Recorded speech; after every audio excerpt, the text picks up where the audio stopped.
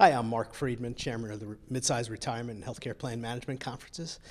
Marybeth Gray is with me today. Marybeth is with Trion, and she's a frequent speaker of ours, one of our most popular workshop sessions, and she's also served on a number of panels with me. She'll be serving on one in a couple of days here in San Francisco. So we're going to talk a little bit about private exchanges that have come about. A lot of people have heard about private exchanges, but there's an enormous amount of confusion still. And I actually talk to plan sponsors still to this day that think private exchanges are similar to healthcare exchanges that were formed under the Affordable Care Act. Private exchanges are not part of the public exchanges, are they?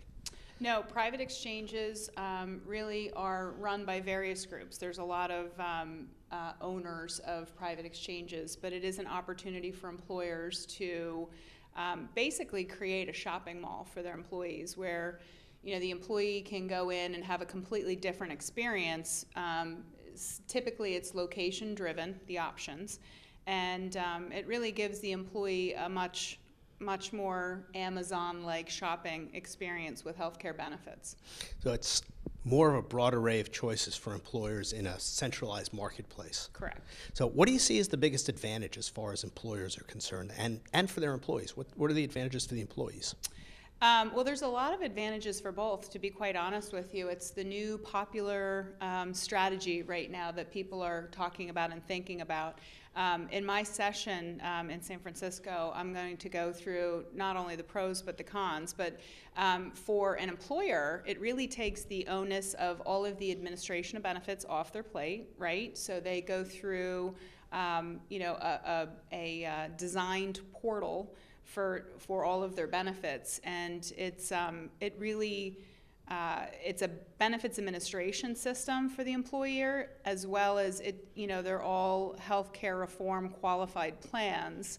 So it takes a lot of the burden off the employers, which is very attractive today. The C-suite is very interested in these type setups. With the excise tax coming in 2018, employers are really looking for a wider variety of choice for the employees on the low end as well as the expensive end to kind of mitigate that excise tax that's coming down the road that's looming for most employers.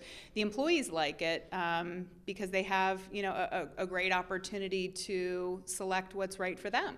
So a family of 5 can select a very robust benefits package and really spend the money where they need it the most. And your 25-year-old invincible employee that doesn't have a family might want a high deductible plan because they never plan on getting sick. So a lot of benefits. Some of the downside that you really have to look at is I don't think that there's any elements built in there that will take you to the next level as an employer with cost control.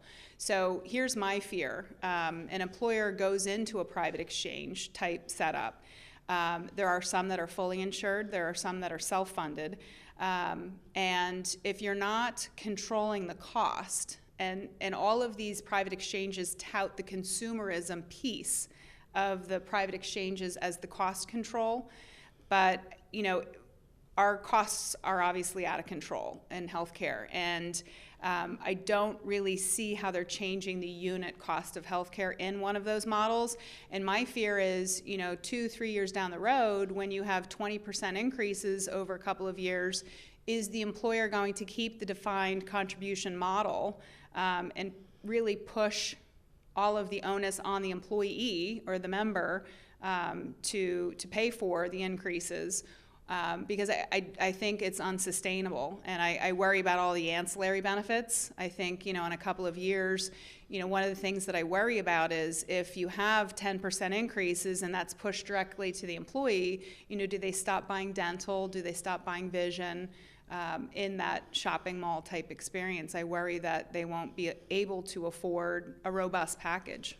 I think there's going to be a lot of evolution that goes on with these. Now, you mentioned defined contribution. That's the new funding mechanism that people are using to pay for benefits for their employees, primarily in the private exchange model. Could you explain that a little bit?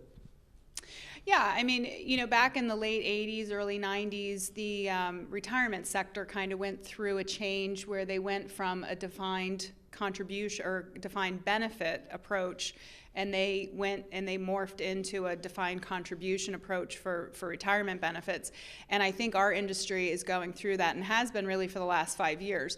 The defined contribution approach is, instead of an employer setting up a plan where, here are your benefits, they're morphing into, here's a bank account or a dollar amount per employee, and you can take that dollar amount and really go shopping.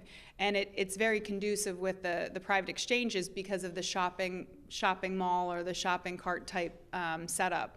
So initially, it's well received by the employees. My concern is, as the cost goes up, will they have enough dollars in their bank account to buy a robust benefits package in the future?